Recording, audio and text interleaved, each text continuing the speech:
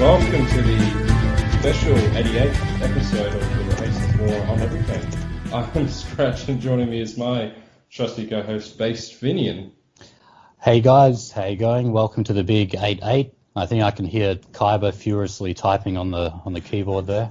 Yeah, he's got the clickety-clackety Oops, going it's on. not even a mechanical keyboard. Sorry for that.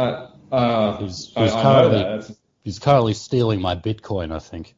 So No, I'm not. And my chain link. Mate, the hot one I think was Rocket.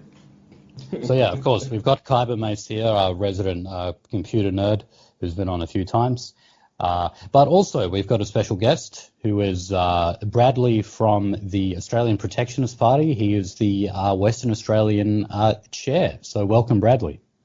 Thank you very much. I'm very honoured to be here. I've listened to a few of your broadcasts, and basically it's all good stuff. So I'm looking forward to getting into it. Okay, great. And being on episode 88, that's not too controversial for the APP. Well, it's just another number to us. Okay. You can just claim that you don't know what it is. I have no idea. Good. It's an interest between us. Yeah, that's it. That's all. So, okay. So look, this will be a regular episode of the Races War, just covering the past week of Australian political news, but we will intro this with just a brief discussion about the Australian Protectionist Party. So if, Bradley, maybe if you could just give us a brief history of the party and what the party stands for. Thanks very much. Yeah, look, we're an Australian nationalist political party. We started back in 2007. I think it's probably fair to say that we sort of branched out from the Australia First Party, which had some kind of internal disputes at the time. Going back to the mid-noughties, there was kind of a vacuum at the time with regard to nationalist political parties in Australia. One Nation had kind of, been fairly successful there for a period in the early noughties. And I can remember when Pauline Hanson had sort of, decided to vacate the stage. She decided to, get out of politics and go and do stuff like that, Dancing with the Stars, and sort of, thought that she'd never be back. And so there was a bit of a vacuum there. And so after the internal disputes within the Australia First Party, which I myself wasn't involved in, and I don't, really want to go into that, but there was a new party that started, and it seemed to me I would have been one of the first people in Western Australia to join it. I was not the original West Australian chairman, but I took over that role in 2013, and basically it's been I guess you could say it's been a tough slog, but as it is for micro parties and certainly nationalist micro parties, but we have our roles to play like so many other small groups and individuals and alt media sources and whatever it is in nationalism. We play our role. I call it contributing to the swarm. It's like I think that on the day when the forces of good eventually triumph over the forces of darkness, I think it will be not so much one individual knockout blow sort of thing. I think it's going to come from what I basically see as being like kind of a swarm. It's going to be all those little ants and bees or wasps or whatever that are all sort of like working together. It's not the individual within the group. It's all of those tiny little individuals ultimately working together, chipping away at the damn wall, and ultimately, I hope and think, triumphing. Yeah. Well, we can hope for a lot of wasps, can't we? maybe not for Fenian because he's Irish. Yeah. Wasp is one analogy. There's probably many others, but I didn't actually, intend it from a white Anglo-Saxon perspective. But no, me neither. And I'm not necessarily endorsing that type of view either. It reminds me of a wonderful book I read recently. I don't know if you guys have heard of it, called The Wasp Question by Professor Fraser. I read that book just recently. It was a really, really interesting and good read. And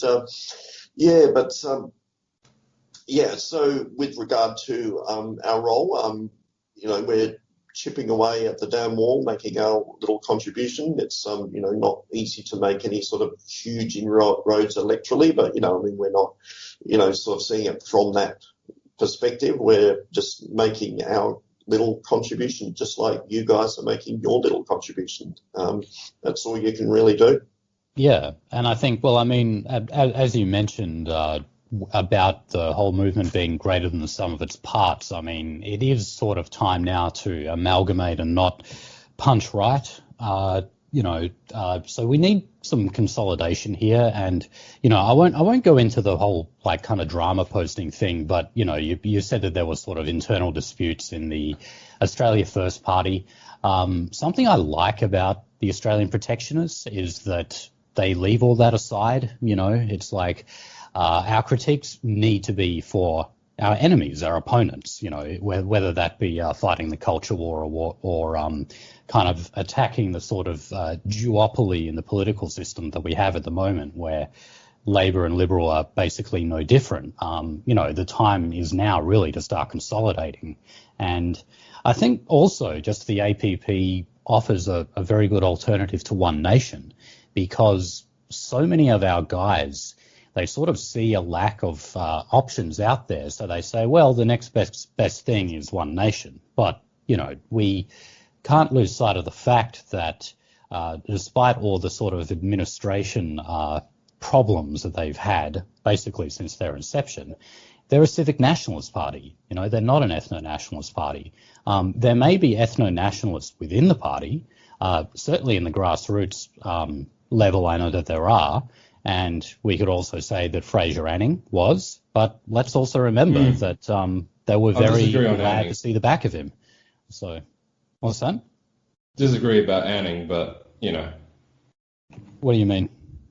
I just think, just looking back on it, I just think he was just a, Dr. Salim's critique of One Nation, it's a satellite for the Liberal Party.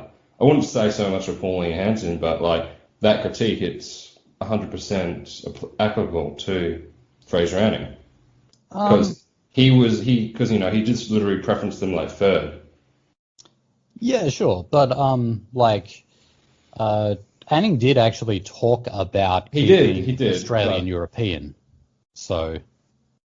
Yeah, look, if I can just add my little take for what it's worth. I thought, what you saw from Fraser Anning is kind of signalling. He would sort of signal in an ethno-nationalist direction. But, if you want my honest opinion, I don't really think he was really there. As far as One Nation is concerned, I think they are basically civic nationalist. But that's one of the roles that Australian Protectionist Party plays. We are, what I would call an outside the zone political party. We're not in that kind of, acceptable zone. I think One Nation is probably on the edge of that, and we're probably outside of the zone.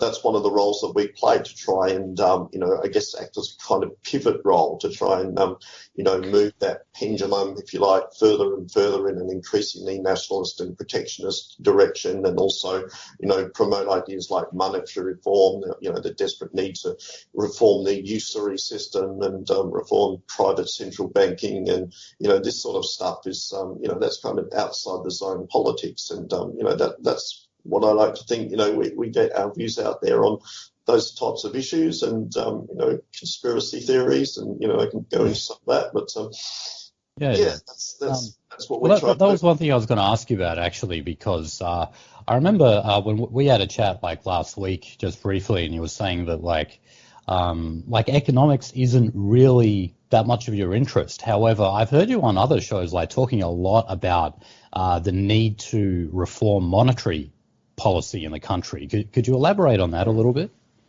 I guess what you would do, what you'd have to do is to bring in a type of system whereby instead of governments borrowing money from private central banks, you could have basically governments creating the money supply themselves. The greenbacks.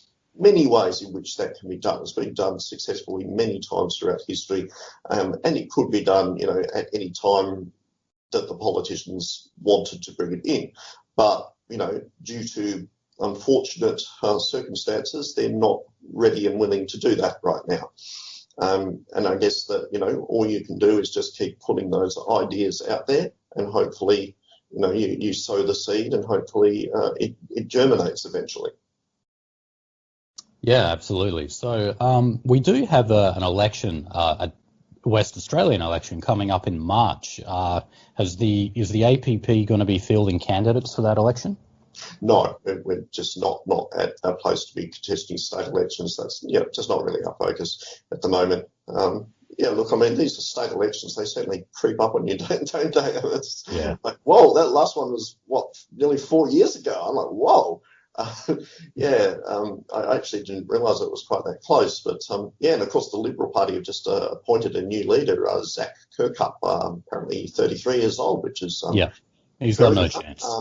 Don't know very much about him, and I don't know, I have to admit I don't follow state politics as closely as I probably should, but I probably will now that there's an election coming up. I'll probably pay a bit more attention to it. But it's also a rather sad day today because here in Western Australia, because this is the day that the state government is bringing in these new contact tracing laws or rules or whatever the hell it is. It's very, very concerning. And of course we're supposed to not even have this coronavirus thing in Western Australia, and yet they're still bringing these contract tracing rules in, which basically means that many businesses such as public businesses like pubs and venues and movie theatres and these sort of things are basically going to be taking down your name and phone number if you show up there and want to be a customer there.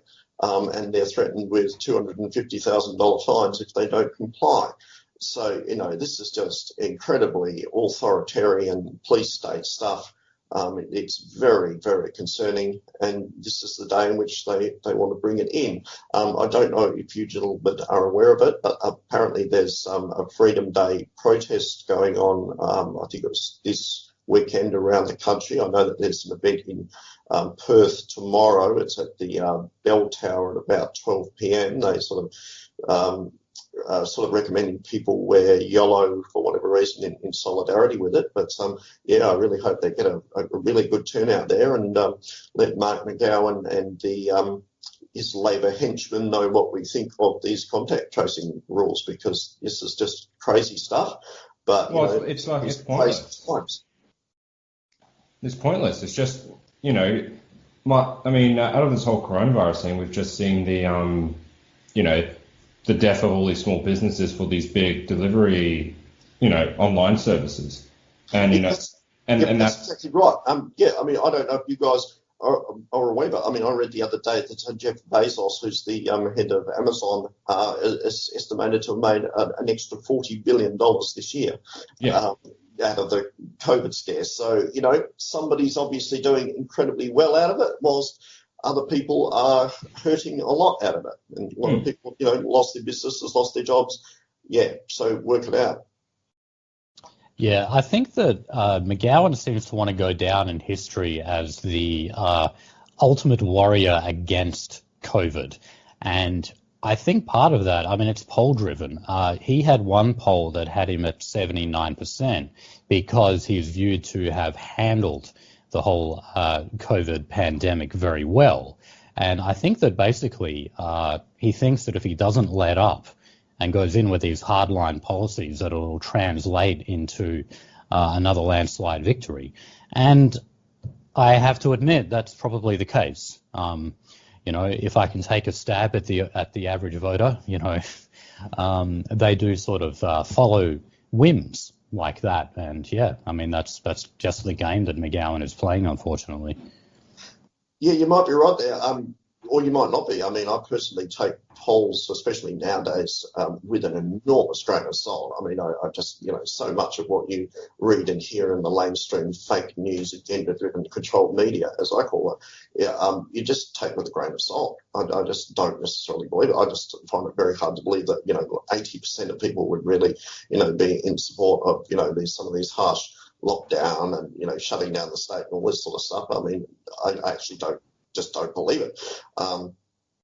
But, maybe I'm wrong, but that's my... That seems to always happen in any kind of time of crisis. Like pretty much every chief minister, every premier, their opinion polls went up. The only person that didn't was Daniel Andrews, and that's because he obviously made a complete balls of it, So, but that was also after the disaster of that Black Lives Matter protest.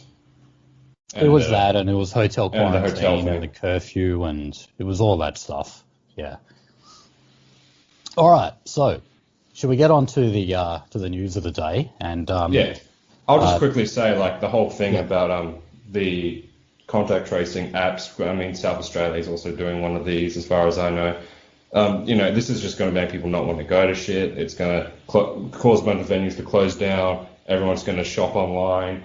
And from that, these online retailers like Catch.com and Amazon and so on and so forth, they're going to be, you have to buy from them. So the economy becomes more cashless. So it's easier for the governments to track where money's going. And it also means the credit card processors, make a killing.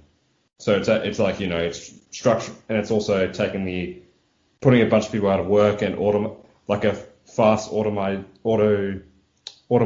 of the economy as well. Yeah, concentrating the wealth into fewer hands. So, it was looking to be like a pretty bad thing for the elite at first, but, they had the general meeting and then somehow turned it into a huge game for them. Never let a crisis go to waste, as someone would say. And like the thing with these contract tracing apps, I hate to go Milton Friedman and libertarian, but there's no thing as permanent as a temporary government program. Oh, absolutely. Once it's there, it's there. You're not going to get rid of it. No. Yeah, I will never ever download that app, I must say. Same. Oh, good to hear that. Yeah. You won't be the only one. The app is a trap. Exactly. Of course it is. Okay, so we'll move on to the news of the past week. And I remember, Bradley, you told me that like kind of your main interest was the culture war in the country. So I think we have a couple of great stories to kick that discussion off. So the first one is that, yes, like it was only a matter of time until this happened, but an Australian married couple has had their daughter taken away from them by child welfare. So this is the case of a 15-year-old girl, and I'm only going to refer to this person as a girl and she, her, etc., who identifies as a male and wants to go through hormone replacement therapy, which in other words just means a heap of testosterone. So the parents have said that they want to exhaust all other measures, whether that be kind of therapy or whatever it is, or even just kind of giving her more time to think this through. Now, this girl has stated that she has had deteriorating mental health, that she has been losing friends ever since like her decision to transition had been quashed by her parents. And the authorities eventually caught wind of this and said that denying the access to testosterone treatment to this girl is a form of parental abuse, and that all of these ensuing mental health problems and all the other anguish in her life warrants child welfare stepping in and removing her from her parents. Now, as I say, this should come as no surprise because we've seen this kind of stuff happen in America already. And, we follow America's trail about a week later you know. Maybe in WA, because we'll wait a while, it'll be 2 weeks, but nonetheless, we're always on the way. So, I mean, like in America, you had one case where it was the other way around. It was a boy who wanted to transition to a girl, and the dad took the mum to court to win custody there because she wanted to cut his genitals off and put him on HRT. Yeah, boy wants to transition to girl. The mum wanted the boy to transition to a girl. Yeah, the mum wanted to do that. And I believe that's still like in court at the moment. I'm not sure, but I know that the dad was fighting it, and good on him for doing that. But then you've got other stuff like where I know that there was another case in America where you had a young boy who was on gay chat sites, basically being groomed by older men for sex. And the parents said, no, we're not allowing you on those anymore. And then the authorities came in and said, no, that's abuse. You're accessing him in his exploration of his own sexuality and everything, you know? Well, you're preventing him from exploring it. Where That's it's right. Completely natural and blah, blah, blah. Yeah. In other words, you're preventing him from being raped by older perverts. Yeah. So, look, what's interesting here, the girl and the parents have not been identified. And what they said is that these parents are recent immigrants to Australia. I believe they got here about 10 years ago or something, right? So I don't know, but I'm thinking that there's a high chance that this is actually like a Muslim couple or something, or at least they're from, you know, some non-Western country that holds kind of more conservative values. And they're just absolutely blown away by this, you know. We may not be surprised by this, but they probably are. And they're just bewildered by the fact that the authorities could actually do this to them. And I can only see more of this happening, you know. Let's remember that this is happening in Australia, ruled by a coalition government at the moment, who was supposed to be against stuff like this. Well, yeah, Scott Morrison saying let kids be kids. Well, doesn't look like you are now. Mm. Yeah, look, this is obviously very concerning, and as you've suggested, it's happening in other countries, and you know, it's like they get some kind of crazy ideas overseas, and eventually they come here as well. It just spirals and gets more and more insane, and that seems to be the times in which we live. This is the crazy clown world that just seems to be getting crazier. Yeah. But of course, it has its victims, and it has, when things go wrong like this, there's going to be real pain for real people. And look, I have to admit, I don't personally know a great deal about the transgenderism type issue. I don't follow it very closely. I am aware that we are living in a society that you could call dysgenic.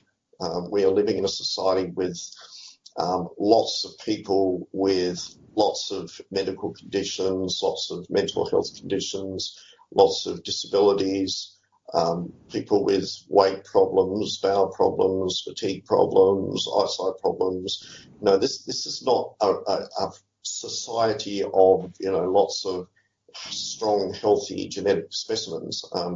We're kind of living in a society where the quality of our genes is degenerating, not appreciating. It's improving, it's degenerating. And, it's been explained that that's sort of come about because of, in one sense, it's due to our own success in one sense. If we humans were sort of, or at least we Westerners in particular, if we were sort of more subject to Darwinian rules of evolution, whereby, the strong would survive and the weak would sort of, the less strong genetic people would probably be more inclined to die out and not pass on their genes as much. But of course, in today's day and age, as we become more strong, as we become stronger, and our medical systems got better, and we're able to keep more people alive, and you have premature babies kept alive, and people with all kinds of disabilities are now, obviously able to live and pass on their genes, which it's good from one point of view. It's good if you look at it from the perspective of the bees. It sort of gives, as compared to the hive, it's good for the bees, but it's not good for the hive, sort of thing. It's that great dilemma.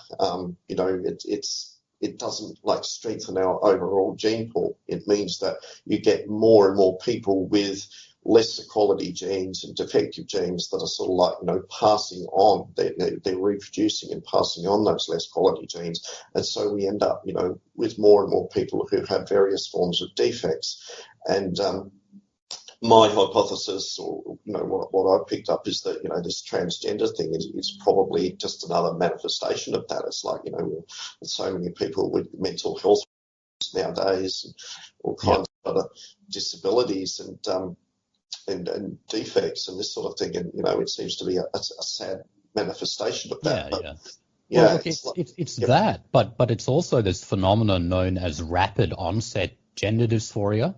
So, on the one hand, it's to do with deteriorating mental health for, a range of issues. I would say chief among that is the decline in social capital, which is basically caused by a breakdown of values and diversity, because if you don't have anything in common with the people you live around, well, you're less likely to socialize them, is the kind of summary of that. But when it comes to all of the gender ideology that we're teaching in the school, I forget the exact figure, but when you look at it in Queensland, it was over 1,000% increase in the amount of young people identifying as transgender. Now, that can't be simply explained as just some slight deterioration in mental health or something. It's brainwashing.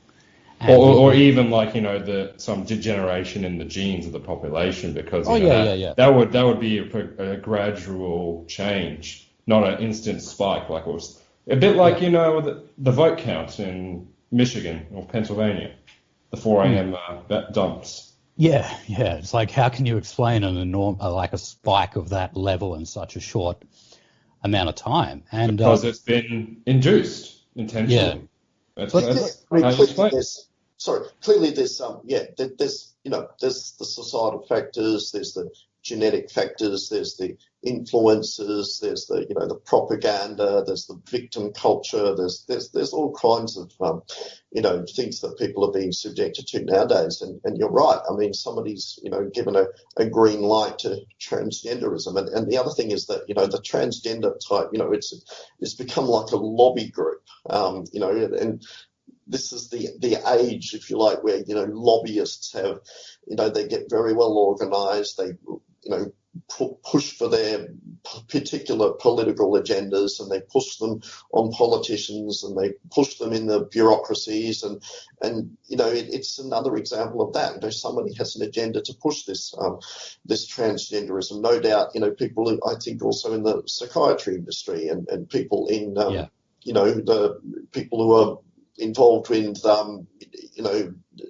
hormonal treatments, and also surgical industry and that sort of stuff. I mean, there's a lot of agendas there, and it's absolutely. It's all part of despite the fact they have to take the Hippocratic Oath. It's like, we have kind of a medical industrial complex motivated by profit. You would think that pumping a child full of dangerous chemicals and chopping off their genitals would be a violation of the Hippocratic Oath. But when money is involved, or when also I think it's just ideological. A lot of medical professionals are, they're cultural Marxists as well. It's like they believe in this stuff too.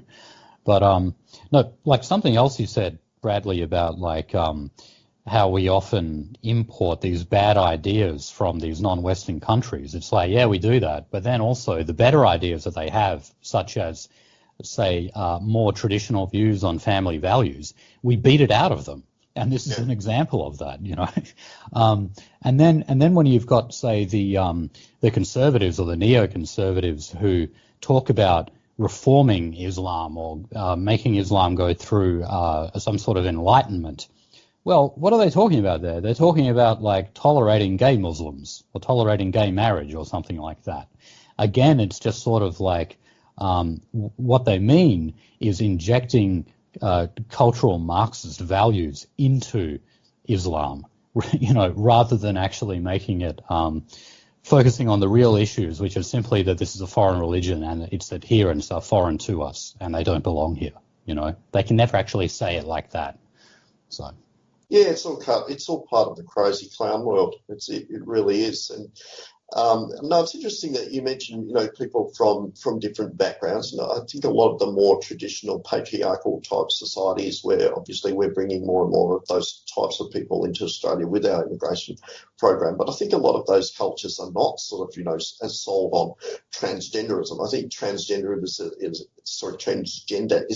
it's part of the white liberals slide along the ever, never ending degenerating liberal slippery slope. I mean, that's where it's going. And I guess the immigrant types, they might come into Australia and they might become inevitably influenced and hijacked by that as well. But at the end of the day, I think a lot of it comes from white liberalism, which you could also equate that with, I don't know if you gentlemen are familiar with the spiteful mutant theory. The notion That's Edward Dutton. Edward Dutton, yeah. Well, okay, I think that's the factor there as well. There was just, increasingly more and more people who are effectively spiteful mutants, and they are almost like, doing things almost on autopilot. They're just genetically programmed to act in ways and think in ways and do things that undermine our society. Absolutely. A great example is that, who's that Canadian, Jewish tranny, Yaniv or something? Jessica Yaniv. Jessica Yaniv, who took some beauty place to court because they wouldn't wax his balls. And now is suing a beauty pageant for refusing him as an entrant. That is just a spiteful mutant. If I remember, they were it was owned by immigrant Latinos or something, wasn't it? Oh God, I can't remember, but I know he faked disability as well. He would get around in a wheelchair, and then later on he was on camera actually walking around fine. He's doing the Harvey Weinstein defense. Yeah, something like that. Yeah, it sounds like the Victim Olympics as well. I mean, we could call it something else other than the white liberal, but we don't want to get too on the nose there, shall we say? Yes, on the nose, about the nose. So, all right. I just wanted to also say that this isn't Australian related, but like I say, we always end up following this stuff eventually. But in Washington, earlier this year, what they've done is they've allowed kids as young as 13 to be able to secretly seek treatment for gender dysphoria, in other words, HRT, and not tell their parents, and have the bill for whatever procedure they get sent to their parents' insurance, right? So not only are they not told about it, but they get billed without them even knowing, right? That's law now in Washington. So maybe a matter of time until we get it here. And if you look at the Greens Party platform, it's been policy for them for about 20 years now to have free transgender surgery funded by Medicare. Yep. And everything else funded by Medicare too. Yeah, no, it's, that, yeah, I mean, don't get me started on the Greens. I'm not telling you. It's crazy clown world stuff. And, there's that, I mean, you wish you could be more optimistic about it, but I honestly think that, it probably has to get worse. Well, it will get worse before, I think, at some point, you can't go on doing crazy forever. It will, crazy will become peak crazy at some point. And then at some point, the sensible people in the society will come to their senses and realize that we need to stop doing this. We need to stop being crazy, and we need to return to, sensible values. And, that's part of what the pushback against the crazy clown world is, it's growing, it's building, it's gaining momentum. And, little shows like this are part of that pushback. But, I do think it's coming, but unfortunately, I mean, Rome wasn't built in a day, and unfortunately, it didn't fall in a day either, but it did eventually fall. And, I think we just, the sensible people just have to keep on getting their voices heard, and not just, have the loony left having, their voices heard because, they're emotional, hysterical type people that like to make a lot of noise, or, people on the broader political right, we need to get our voices heard. We need to become more active. We need to form those networks and connections with each other. And, we need to get more politically active and involved, at whatever level. And, and just push back against this crazy clown world we live in. Absolutely. And look, like one of the groups that is pushing for that is the Australian Christian Lobby. Now, I mean, look, I'm a secular kind of guy, and I think, politics should be actually kind of kept a bit secular, but I really give them credit for doing things like rallying their members to contact local MPs. And this is something that, like, people need to realize it works, like, don't worry about like some online petition at change.org or something that like no one will ever read, apart from your Facebook friends or something. If you call your politicians, that is, you call them directly, and in Australia that's actually quite easy to do. You'd be amazed. Like, unless they're a federal minister, most local MPs do have the time to listen to you. And if enough people call them, they act eventually. So what the ACL has done recently is they're calling on everyone to contact their local Victorian MPs, that is state MPs, because they've actually just tabled this new bill. It's called Change or Suppression Conversion Practices Prohibition Bill 2020. Now, what this basically is an anti-gay conversion therapy bill. So we've talked about a little bit about this before. They already have one in Queensland. They recently passed it. But the one in Queensland was watered down a little bit. So, like, it's yet to be tested in court, but basically the one in Queensland simply outlaws the practice of conversion therapy, which is also called, like, reparative therapy or reintegration therapy. Some people derisively refer to it as pray the gay away. Now, look, I am somewhat skeptical as to the efficacy of such a program, if you can actually change someone's sexual orientation, especially if it's at a late age. I don't know. I certainly don't think that it should be outlawed. I think that all this stuff where they talk about it affecting the mental health of the person and, they've done things like cite the suicide rates of those people. Well, what you need to consider there is that those people already have high suicide rates, okay? Not trying to be they're already contentious. mentally ill. That's the... Well, yeah.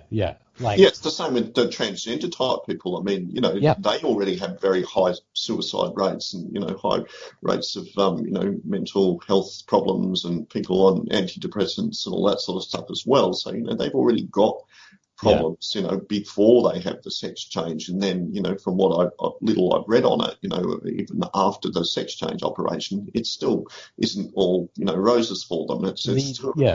The suicide rate is actually about the same after they go through it. And for some people, it gets worse because they're like, hey, I don't have a dick anymore. Who would have thought? But yeah, like I know that there's been studies that shown that around 47% of transgender people attempt suicide. And I don't know, the actual complete suicide rate is still pretty high, like 20% or something. It's huge. But a lot of people don't realize that it's actually very high for the homosexual population too, including those who grew up in a totally, let's say, non-homophobic environment. There is the even routine the ones of Sam getting Hyde married plus. and divorced 20 times. Yeah. And you know that the day after we had gay marriage, there were a lesbian couple already filed for divorce, Was the reason violence is what I want to really know. It could well have been. What was like the old excuse that Andrew Anglin, I mean, rest in peace. I think it's a body double, the new Andrew Anglin, but he had the joke of just say you're a woman and join like a women's martial arts club and just beat the shit out of women. Well, they do that in exactly. Not the UFC, but like the other divisions of MMA. They actually allow that. Bellator or whatever it fucking is. I can't remember what it's called, but like Fallon Fox, is a man and beats the fuck out of women in MMA. But anyway, just to go back to this bill here, the one in Queensland, what this did was the Australian Medical Association was very concerned that the bill not only outlawed conversion therapy, but also any attempt to tell a transgender person, or at least someone who thinks that they're transgender, that maybe it's not true, and that, hey, maybe you're not gender fluid or whatever. If you're a boy, you actually are a boy. The way that the bill was proposed in Queensland was going to outlaw that, right? So what people need to understand is that this isn't simply like outlawing some program that sends electric shocks into the balls of like some gay guy when he views the picture of a gay man, right? That's not what this is. This relates to kind of the medical and the psychological community at home, and even beyond that. So if you read the ACL, the Australian Christian Lobby statement about this, this could quite possibly even refer to, say, a pastor at a local church who tells someone, hey, maybe you're not transgender, or hey, maybe you're not gay.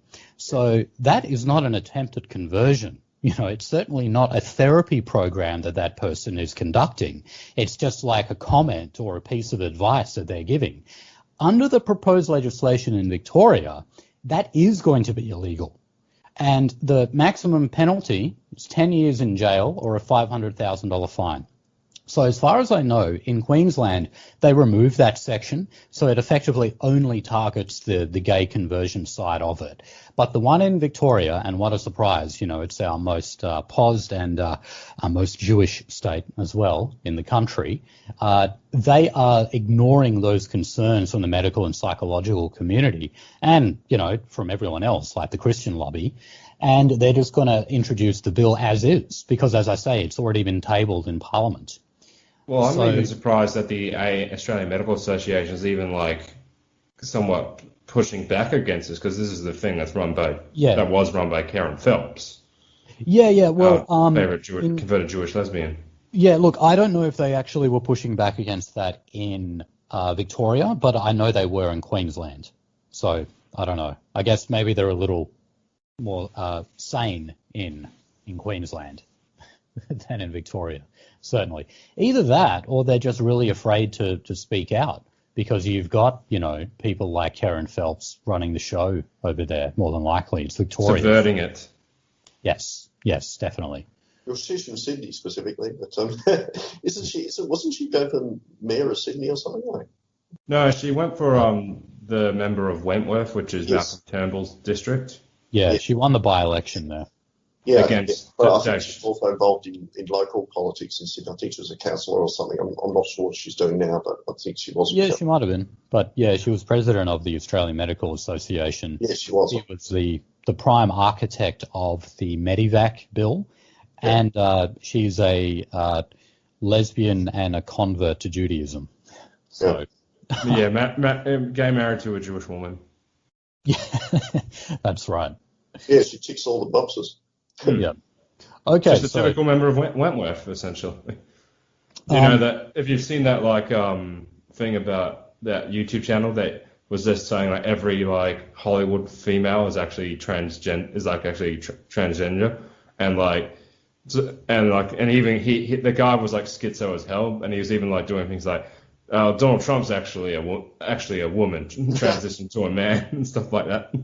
So it's like Karen Phelps is actually a man is actually a woman who transitioned into a man as well. Well, I think she's a spiteful mutant. Am I allowed to say that? You most certainly are allowed to say that. Okay, so any last... There's lots of them out there. Yeah. Any last comments on the gay before we move on to the China news? If I can just talk a little bit about the conversion therapy thing. Like most people, I haven't read a lot about the whole conversion therapy type stuff, but what little I have read about it is that, a lot of that sort of stuff goes on in the USA, where obviously it's a more, strongly devout Christian country. Retarded form of Christianity. But it's like, there's I mean, what you might call conversion therapy has been going for a long time in the USA. And I remember, reading some articles whereby, there were people who were saying that, thousands of people have been successfully, quote, converted away from being homosexual and being, coming back to heterosexuality. So now, obviously, it's. I mean, as with a lot of medical things, it's not like a one size fits all thing. I mean, everybody's an individual, and we've all got our own sort of medical issues, and presumably our own sexual preferences and that as well. So, what might be right for one person is not necessarily right for the next person, sort of thing. And but what they're doing with like anti-conversion therapy thing is just, again, it's just completely arbitrary. It's completely not, paying attention to the fact that we are all individuals and we are all different. Instead, it's just trying to impose those sort of hyper-liberal, PC bullshit values on everybody. It's impositional values. It's not, respecting people's choices. It's not religious. Yeah. What if it's just a gay guy's choice to go to conversion therapy and become straight? That's right. What's wrong with that? The bill actually specifically covers that. It says even in the event that the person wants to seek it out, it is still illegal. Yeah. Yep. Yeah. So, it's all this crap about like we're a liberal society that allows people to go and embrace their who they want to be and allow themselves who they want to be. It's bullshit. They just want to incentivize us to make us into mutants, essentially. Yeah, just authoritarianism and the creep factor as well. It's just like the encroachment. Again, that goes down increasingly down the road of denying people freedom of religion. And of course, it step by step creeps a little bit more. And we just increasingly lose our freedoms, and freedom of religion is one of the most fundamental freedoms of all. Also, can I just say that we have a national program of gay conversion in Australian schools, by the way. Yeah. We have things like safe schools and rapid onset gender dysphoria and drag queen story hour and stories about two mums and everything like that, right? People always say that like we're kooks for saying that they're teaching children to be homosexual. They are, okay? And they're pushing for increased access of homosexuals to children, That's what you do when you have drag queen story hour.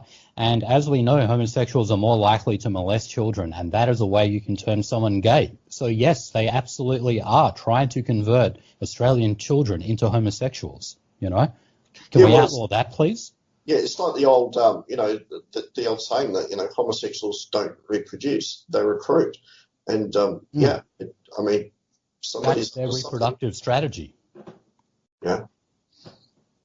Okay. Before I blow a fuse, let's go on to China. Some more fuses. Oh, yeah, I probably will. Well, look, I'm mixed on this. So I assume that all you guys have seen that tweet that a Chinese official put out. So, it had the Australian soldier holding a bloodied knife to an Afghan child's throat. So that was actually one of the allegations made in the Brereton report, although that one has not been validated. So that apparently Australian soldiers slit the throats of two teenagers in Afghanistan. I don't know, that one I'm quite skeptical on. But look, even if they did, what was the situation beforehand? I have no idea. I don't know if those details are actually there. If you look at the report, so much of it is actually redacted anyway, so we just don't know. But look, I just think that this in a way is a welcome distraction. I don't know if China kind of considered this in terms of it takes the attention away from Australia's role in Afghanistan. Now, this is not me denigrating troops or anything like that, but I just think it is far more scandalous the fact that we're still in in Afghanistan following America, guarding opium plantations and poppy plants for the CIA after almost 20 years, and we get so strung up about like some tweet, you know? Like, yeah, okay, it was a bit denigrating to Australian soldiers, but have you seen some of the shit on Twitter? The fact that it came from China, like, I don't know. I don't really care that much. What about you guys? Yeah, if I can just add what I say, look, I'm kind of conspiratorial about this type of thing. I just can't help but think that, ironic that a Chinese official comes up with something like this. I mean, at a time when we've, over there in the United States, we've got, something that's absolutely unprecedented in sort of like, modern history. They've got this industrial scale voter fraud over there, which, should obviously be a huge issue. But it's like suddenly they come up with, this story and, it's a brilliant distraction. It's like, and then you get the Australian officials and Chinese officials having this little spat and this little, war of words. And it's like, wow, what a great distraction. So, yeah, I don't know if it's really all of that serious or whether it's just another silly distraction. But, yeah, I mean, China's not our friend, and every now and then they will do things to bait us and do things to like dominate us in various ways and put us in our place and play these little psycho-political games with us, and that seems to be what they're up to here. And yeah, like I don't think Morrison took the bait. Like I think you're right in saying that it was like they were trying to bait him in a way. And it was a foreign affairs spokesman, Zhao Lijian. I'm probably saying that wrong, but anyway, after Morrison demanded an apology for the image, he simply pinned it to the top of his Twitter feed. So they're doubling down. They're not apologizing, obviously, and they also just kind of said what I just said, which is like, okay, Australia is accused of war crimes here. They're still involved in this war that has gone on longer than any American conflict in history. What are we still doing there, considering the Taliban has essentially taken control of the country again and the drug trade is out of control? And, for example, 90% of Britain's heroin is sourced from Afghanistan, and that spike only occurred after we went into the country. What in God's name are we still doing there? It's just like, maybe like, yeah, it's like, it seems like the Australian government kind of wanted this to happen in a way. It's a very like convenient distraction. And also people have been calling for the head of the ADF to step down because some people were saying that he threw his troops under the bus. He sort of did when, he talked about this warrior culture that exists. And it's like, dude, these are military personnel. It's like, you're a fucking warrior. You are a warrior. Fucking warrior culture. You go overseas to fight a foreign war and kill people, That may be a crude and blunt way of putting it, but that's essentially your job. So, of course, there's going to be a warrior culture there. I just wish you would just man up and kind of just call it like it is, and that is that, after, frontline military operations have concluded, like as they have done for, about 18 years in Afghanistan, and you've just sort of got soldiers kind of free roaming and dealing with individual skirmishes and having to take out particular drug lords and stuff like that. Eventually, when you hear rumors of killings and stuff that have gone around, but you don't have any hard evidence that someone did that, and you don't get any opportunity to sort of kill them in the thick of war, where, when there's a full-scale frontline battle occurring, well, in those circumstances, war crimes are much more likely because you're going to go out and just sort of, pick off people who you believe, did something horrendous, but you don't quite have the evidence for, or that you can't catch them or something like that. So, given that, that's all because of the fact that we're still there. And not just that, we've lost 43 people in Afghanistan. That's the issue. Why can't we talk about that, for Christ's sake, instead of some bloody tweet?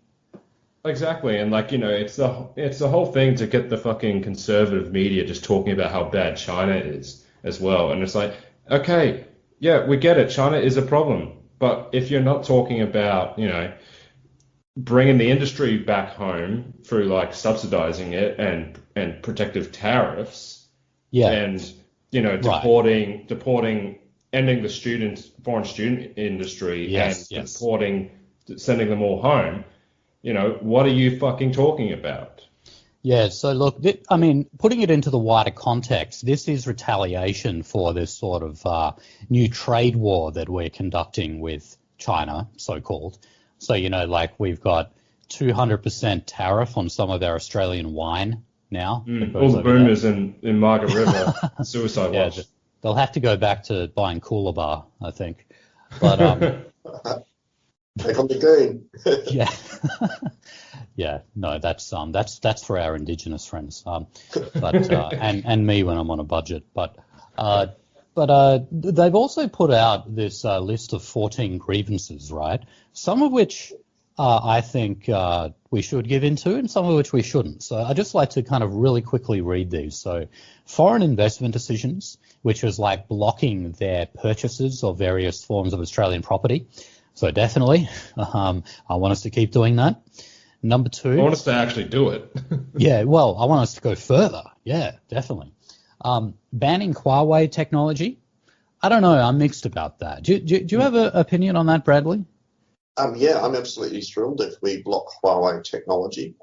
Same. Simply because it is owned by China.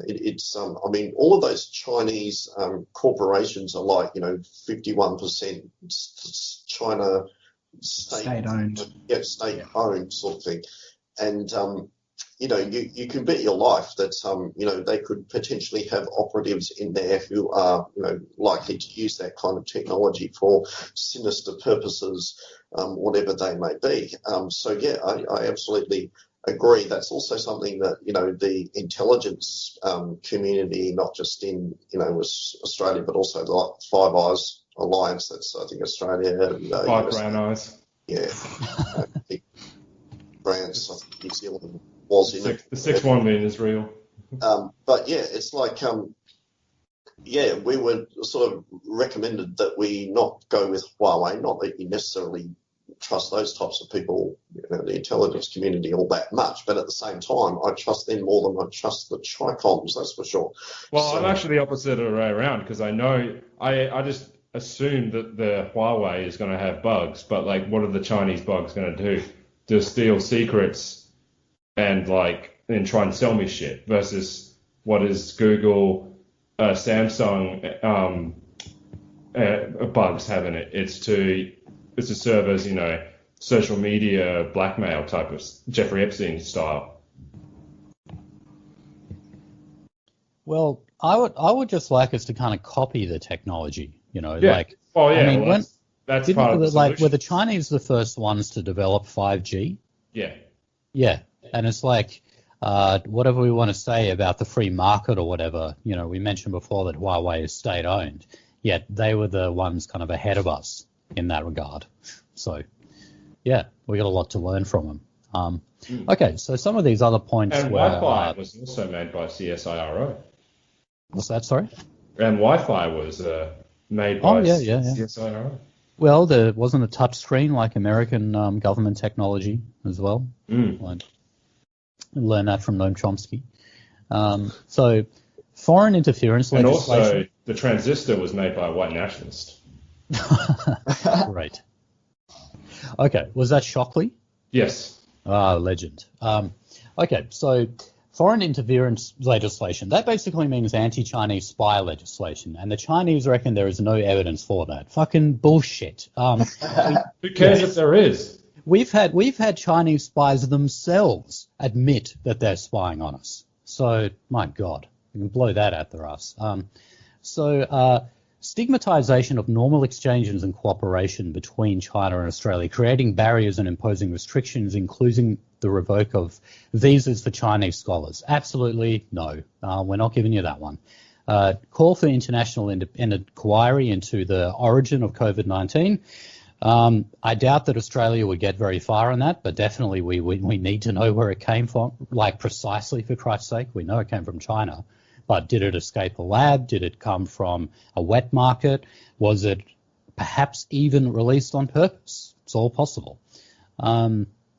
interference in China's Xinjiang, Hong Kong, and Taiwan affairs. Yeah, no, I agree with that. Let's keep out of that. That's not our issue. Stay out. Yeah, exactly. And I'd rather, honestly, I mean, I know Taiwan's a pretty nice place, but I'd rather, I'm always tempted to let China just have it because you see all the LGBT stuff that comes out of Taiwan, and it's just sickening. Yeah. What the American empire has done. The fact that we made a statement on South China Sea, are they talking about Sam Dastyari there? They're actually talking about the opposite. And it was funny, Sam Dastyari was the one who made a statement counter to that. So yeah, that's another foreign affairs thing that I don't really think we have any say in. We shouldn't get involved. South China Sea, there is Australian interests in it, but the problem is, what can we fucking do?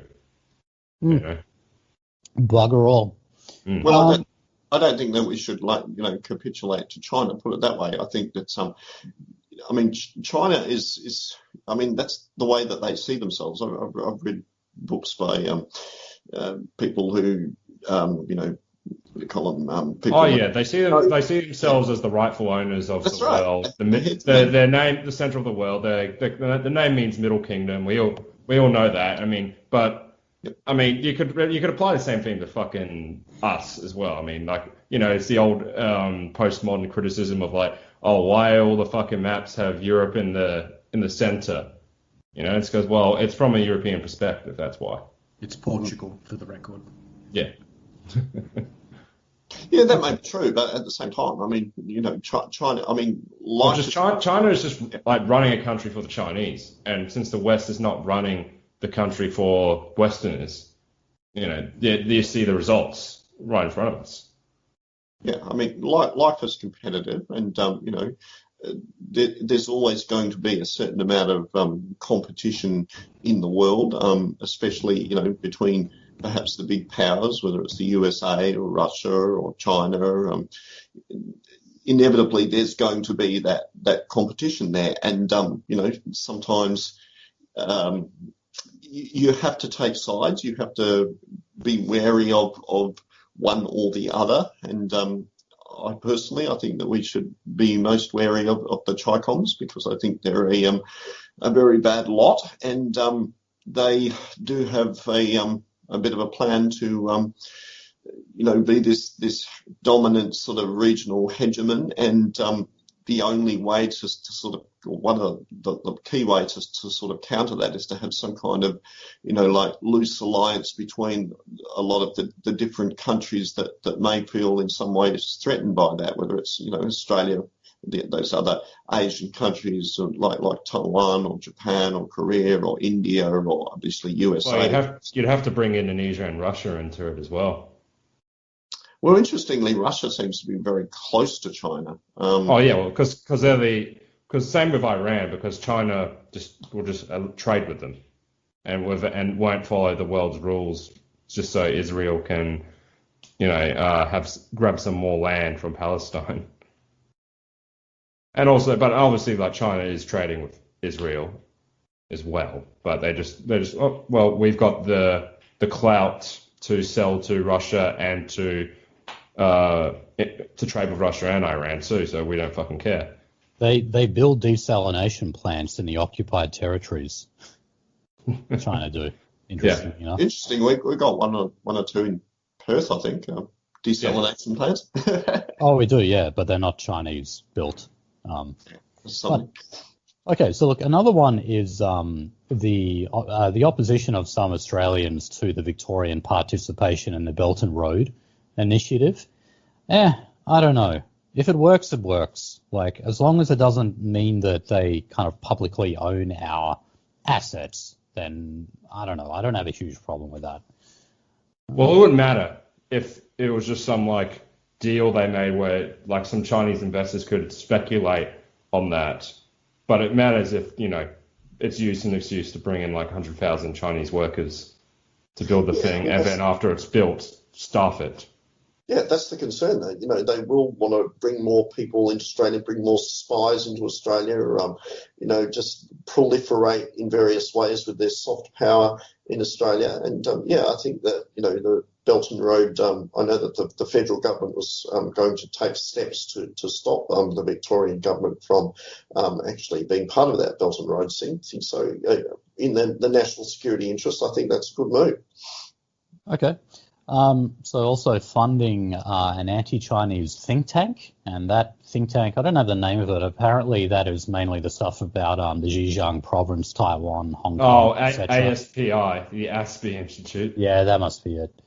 I don't know. I just don't think Australian governments should fund think tanks at all, really, you know. I mean, that sort of research and everything is supposed to just be done at universities. And, you know, God knows we've got enough kind of bullshit coming from universities anyway. So, yeah, and ASPI is like not a normal think tank because the Australian Defence Force is involved in it. Very secretive. It's fucking hard to get stuff out of them. I've been trying to find from their websites. Yeah, you've got to be a little bit suspicious of think tanks too, because a lot of them are, you know, financed by these billionaires and these big corporations, and you know they have their agendas. Believe me. Oh yeah, Frank Lowry is involved with it, Yeah. if I recall correctly. Yeah, the Lowy Institute, for example. But yeah, just a lot of them. You know, I mean, I don't know exactly, you know, what role Australian government plays in funding think tanks. It's certainly not my area, but yeah, it doesn't surprise me that it's going on. okay, so another one is like raids done on Chinese journalists' homes without any charges or explanations. So on that one, again, I'm very mixed because this is part of like kind of broader laws and policies we have that are just, you know, invasions of privacy into every Australian. And it's like, it's not a matter of targeting them, it's just winding back those laws as a whole, which we've got a bit more on, by the way, because they're proposing to revamp our surveillance laws. Okay, so outrageous condemnation of the governing party of China by MPs and racist attacks against Chinese or Asian people. No, I can't agree with you there, guys. All right. China lied, people died. Unfriendly or antagonistic report on China by media, poisoning the atmosphere of bilateral relations. You can tell a Chinese person wrote all of this, considering all of the broken English that is in it. So, yeah, most of these grievances, I can't say I agree with them on the whole. Yeah, I mean, the Chinese know very well that, you know, Australians are going to be very much on the back foot when it comes to, you know, accusations of racism. Unfortunately, that's how we Westerners have been brainwashed nowadays. And the Chinese know that very well. So, they'll try and exploit that and try and you know, get us onto the back foot and try and, you know, whack us with that every so often and probably quite often. So, yeah, it's just another example of that. Yeah, and look, I just want to say, like, as a whole here, when it comes to this this trade war or the growing antagonism between our two nations, I'm fully supportive of it, okay? Because what this is really meaning is that the less trade that we have with them, the less of them come here, and the less of our assets they buy, and the further we encourage domestic production and manufacturing, right? Yeah. That's what it is. Like, you can look at tariffs as a form of, like, economic vandalism, or you can see it as protectionism. Yep. Yeah, as a protectionist, I would agree with that. Yeah, I'm not too concerned if the Chinese want to put a tariff on our wine, then, you know, maybe we'll have to make something a bit more useful than wine instead. Yeah. You know, it's like, I'm kind of... Or we keep the wine for ourselves. Yeah, that's it. Margaret River wine should be drunk here. No, I mean, you know that in Iran, like, obviously ever since, like, Donald Trump undid the deal with them and reimposed sanctions, manufacturing has grown in the country, you know.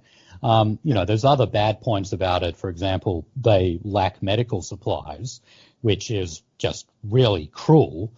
But when it comes to, say, like the domestic production of textiles, that's bounced back in Iran as a result of that. So it's actually helped them in some way. And there's no reason why that can't happen over here. But I want to get to why I really, really support this. And that is that China has actually threatened our foreign student industry. Right? Yep. So we know this is annually, it is about a almost $40 billion industry in Australia. And about $7 billion of that is made up of fees from Chinese students. So currently, because of COVID and everything, you've got a hell of a lot of Chinese students studying in China or in other countries just online. Now, that's protected by a Chinese firewall, which can be taken down at the drop of a hat. So I want us to keep pushing here and just cut off the connection for all of those students, The deans won't like it and the chancellors, but my God, man, we need to cut this off. Yeah, I completely agree. I'm with you on that one. I think that would be good if we didn't have so many Chinese coming into Australia, both students and especially as immigrants. But of course, since we've had this corona scare, we've obviously dramatically slashed our immigration intake. That's been the one good thing to come out of the corona scare. But whether it stays that way, I guess time will tell. We'll see what they've got planned with the Great Reset. Right. And we'll see what that does for us. But yeah, well, I mean, look, the Liberals have been talking about an economic snapback, the idea of just bouncing back once everything is open up again and we go to the new normal or whatever that is. But we said last week, kind of what's the difference between that and a Great Reset, And yes, no, look, they already have stuff planned for that. I mean, in the case of the Northern Territory in South Australia, they've already restarted their foreign students trade, unfortunately. But also a whole bunch of people from what they call the International Education Centre. So this basically just means the people who represent various Australian universities and their interest in the foreign student trade. They're going to be meeting with 6 cabinet ministers in Canberra this week to push for what they say is more support and a rejuvenated campaign to entice foreign students to sign up to Australian universities. So there you go. They're already thinking about this. And the coalition has talked about the foreign student trade being part of that economic snapback. They've been talking about that for a while. And ScoMo has also been talking about temporary and permanent work visas being rolled out on a huge scale again. So they just want to go back to all the same kind of crap. And, I get that. It's all part of the population Ponzi scheme that they're running. It's good for the universities. It's good because they're effectively running universities like businesses now. Needs to keep those property prices up high for his apartments.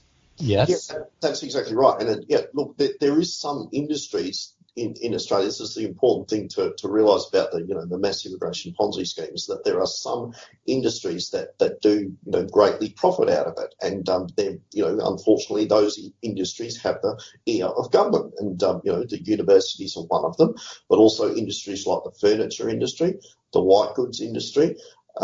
Some of the big retailers, the Farmers Association, the real estate industry, the building and construction industry.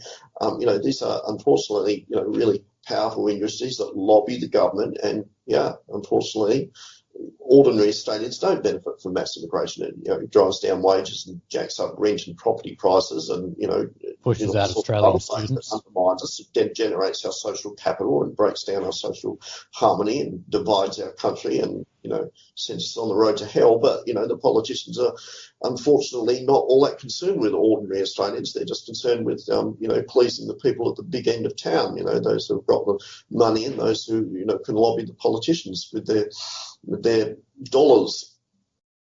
Absolutely. Yeah. I mean, they're the people who benefit from this. People at the head of the universities. I think a really good example is the Farmers Association. They're the ones who lobby for all the backpackers and cheap labour to come over to pick fruit, because apparently Australians are too lazy to do that, and that's what they're pushing for right now. Even though, that they've had a lot of people apply for those jobs and they just they turn them back because they know that they're not going to do things like hand their money back. They do cashback schemes so that they can actually pay them below minimum wage.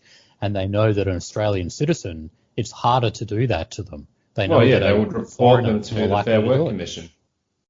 Yeah, yeah. So, that's why I say this whole this escalating tension with China is a good thing, because we're not going to get a reduction in foreign students at the behest of our government. There's no way that's going to happen. The only way it can happen is if the Chinese government actually blocks them. So I really hope they do. Okay. All right. So yeah, let's talk about these new surveillance laws that they're proposing. So they've had the former boss of ASIO, Dennis Richardson. He just conducted an inquiry into the state of Australian surveillance laws, and this includes things like being able to bug phones and access computers and serve warrants and raid houses, that kind of thing. And he pointed out that the laws, the first lot of laws regarding this was introduced 40 years ago with only 19 pages. And since then, we haven't introduced a new bill. We've simply just added amendments that's blown it out to be 411 pages. And it's just, he referred to it as a dog's breakfast. It's convoluted, it's confusing. People don't know sometimes exactly what the laws mean and everything. And as a result of that, the various agencies like ASIO and, state police and the AFP, what they do is simply just ask for more power. They ask for more permission to surveil people at a greater level, to sign off on more warrants or raids, etc.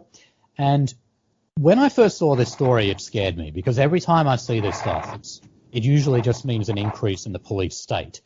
However, Dennis Richardson recommended that if we introduce a new bill, a new kind of comprehensive bill that catches up to all the technological change, because of course everyone's on social media and has a smartphone and everything nowadays, he was saying that with a more comprehensive legal structure, some power can actually be taken away from agencies. He says that even though they always ask for more power, they don't need it. So that there is a promising sign. It's another question of whether or not the government would actually implement his recommendations here. So, yeah, I mean, look, what do you guys? Actually, Kaiba, you haven't said much. I know you know a lot about this. So, what are your thoughts on this? My thoughts are much along the same line as what you've outlined, that it would be somewhat a neutral outcome rather than a net negative if they were to sort of combine a lot of these laws together. It certainly would make sort of any potential defence if any of our guys got stung or sort of surveilled like this, because in a perfect world I would be sort of sympathetic to having laws sort of condensed into single easy to use guidelines in terms of like your expectations if you were ever targeted by these.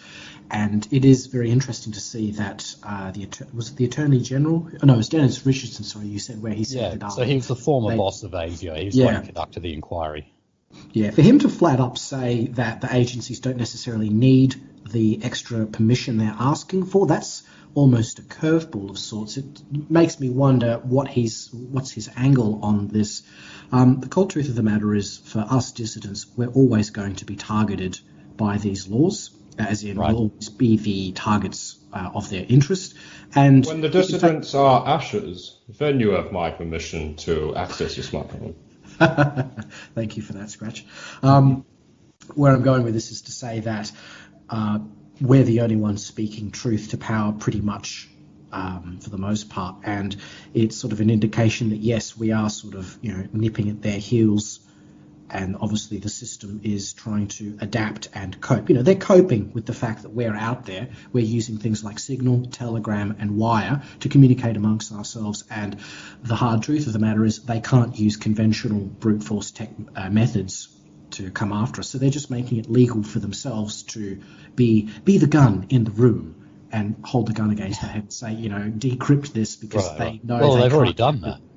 They already have done that, and I see this as a streamlining of that process where they want to, in the eyes of the public, say, it's always dressed up as terror cells, of Arab Muslim nature. That's sort of the common trope that they use with these things. So if they're wanting to combine all these laws together, it's an indication that the system is being hung by its own bureaucratic ineffectiveness, and it's good and bad that they're trying to do this. I mean, it's good that, it tells us they're not quite as efficient as we have feared them to be.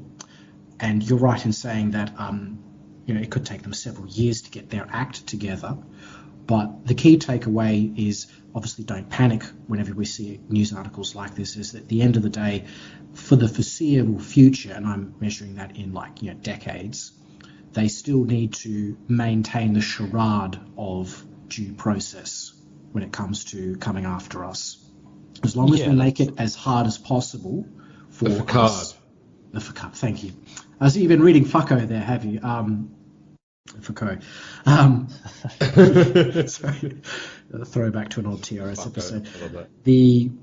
It's interesting to see that they're doing this, and I think I don't see any reason to panic, because at the end of the day, we should already all be following the basic guidelines of operational security, which boils down to don't make the enemy's job any easier than it already is. You have to wonder how it could get any worse, considering, when Peter Dutton passed the encryption laws, which, as you say, points the gun in the room that says, if you don't give me your password, then you go to jail. And about 30% of ASIO's resources goes to surveilling, what they refer to as the Australian extreme right, which can actually just include like the Proud Boys or... I think that's... Well, it includes like climate skeptics as well. It's ridiculous because if you know anything about climate skeptics, usually they're old boomers, that are like a few years from death's door and stuff like that.